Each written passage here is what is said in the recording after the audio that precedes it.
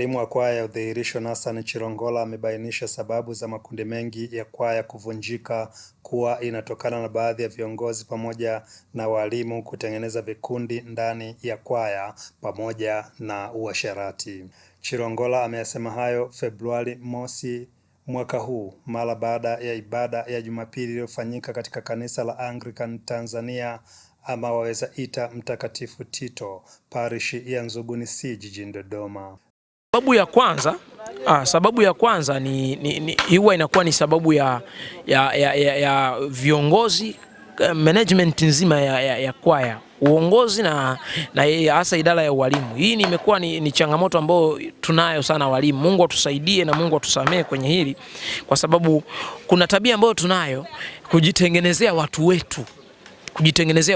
Yani mimi ninapokuwa kwenye udhihirisho ninakuwa na watu wangu, kiasi kwamba nikikwazika mimi nikisema nikizila kuja hata ibadani na wao wanazila kwa sababu ni watu wangu, na ninawaambia kabisa naomba kesho tusiende ili tuwakomeshe. Hiyo ni roho mbaya na roho ambayo sio nzuri, yani ni tabia ambayo haina utukufu mbele za Mungu.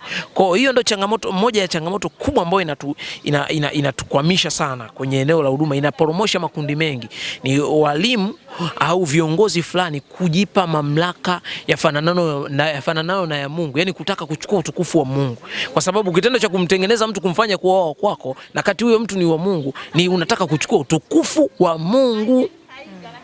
Tunataka tuchukue utukufu wa Mungu, ni kitu ambacho Mungu habarikiwi nacho, na Mungu akisipobarikiwa na hicho kitu ndipo mahali uharibifu unapotokea. Kwa hiyo ndio changamoto kubwa ambayo tunayo, ambayo inatokea sana kwenye makundi mengi, inawakuta wengi sana, na natamani sana walimu walichukue hili, wabadilike, na kwaya na viongozi pia wabadilike. Mungu akikupa neema ya kuwa mwalimu, Mungu akikupa neema ya kuwa mwenyekiti, akikupa neema ya kuwa kiongozi, nyenyekea ili Mungu aendelee kukupa kibali zaidi machoni pa watu ambao unawaongoza. Usijiinue, usisahau kwamba hiyo nafasi uliyopewa, yuko mtu anaweza kukaa nafasi hiyo na akafanya kilicho bora kuliko hata wewe unavyofanya. Kwa hiyo amini kwamba yuko mbadala wako. Usitumie nafasi ndogo Mungu aliyokupa, either fedha ulionayo au kipawa ulichonacho, usitumie vibaya kutaka kuchukua utukufu usio kwako. Wote tuko kwa ajili ya kumuinulia Mungu utukufu, sio kwa ajili yangu. Mimi siimbi, sifundishi kwa sababu ili kwaya iniheshimu, ili kwaya inione mimi ndo mimi, yani mimi ndo, hapana. Wote tuna lengo moja, ni kumuinulia Mungu utukufu. Kwa ndo maana tunafanya haya yote kwa ajili ya utukufu wa Mungu. Uasherati ni changamoto pia ambayo tunayo. Tumekuwa na changamoto hiyo ya eneo hilo. Hii ni moja ya aina ya vitu ambavyo vipo ni chachu sana. Uasherati, ulevi, hivyo vitu vimo sana kwenye makundi yetu. Kwenye kwaya Udhihirisho, namshukuru Mungu, nimeona ni moja ya kwaya tofauti sana. Niwe mkweli, ni moja ya kwaya tofauti sana. Kwanza imejidhibiti, ni kwaya ambayo kwa namba kubwa inaimbwa na kwaya wengi wanaimba Mr and Mrs. Kwa hiyo moja kwa moja inaanza kupunguza uovu wa aina ya uasherati. Lakini pia habari ya ulevi pia tunajitahidi kukanyana na kuonyana taratibu, kwa sababu Biblia inasema tujitahidi kujionesha kuwa tumekubaliwa na Mungu, watenda kazi tusio na mawaa. Kwa hiyo tunajitahidi. Na hapa Chilongola akazungumzia changamoto ambazo wanakumbana nazo walimu wa kwaya. Tunapokwenda kufundisha kwaya, unapofundisha kwaya, kuna malengo au kuna image tunakuwa nayo kwenye akili yetu. Sasa kazi tulionayo kubwa ni kufanya translation kutoka kwenye image tulionayo kwenye akili zetu kuwapelekea wanakwaya, ili watuelewe vile tulivyokusudia.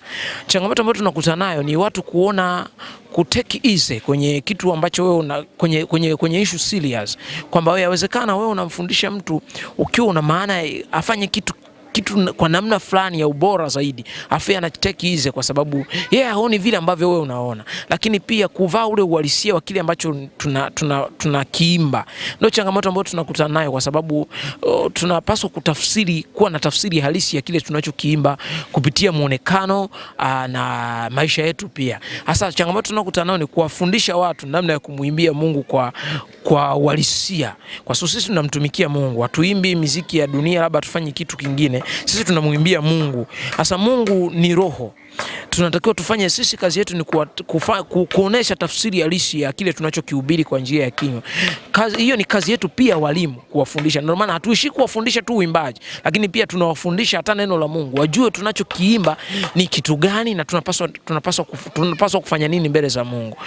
Hiyo ndio changamoto ambayo tunakutana nayo, lakini changamoto zingine ni changamoto za kawaida sana, kuchelewa kwa wakati wa kipindi na mafunzo ya uimbaji, watu kutokuja bila taarifa maalum kwa nini hawajaja.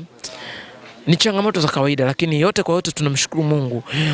Tunaendelea kushuka mbele za Mungu ili yeye ainuliwe zaidi. Tunaendelea kushuka ili Mungu atujaze hekima ya kupata namna nzuri ya kuwafundisha watu ambao Mungu ametupa kuwafundisha kwa wakati huu. Naye mlezi wa kwaya ya Udhihirisho Gloria Kawago akazungumzia madhara ya mahusiano katika kwaya.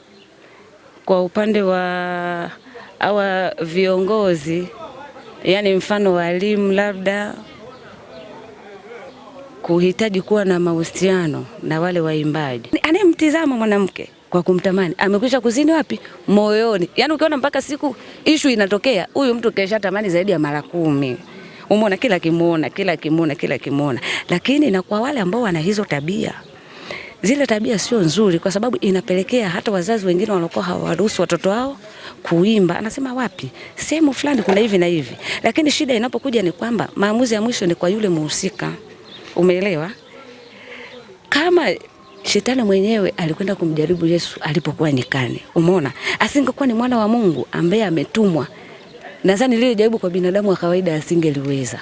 Lakini kwa sababu Mungu alimtumia kwa ajili ya kuja kukomboa ulimwengu, aliweza kushinda yale majaribu. Kwa hiyo hata kwa hawa waimbaji wanatakiwa wajitambue wao kama wao. Mimi nimekwenda kuimba, sijaenda kutafuta mahusiano.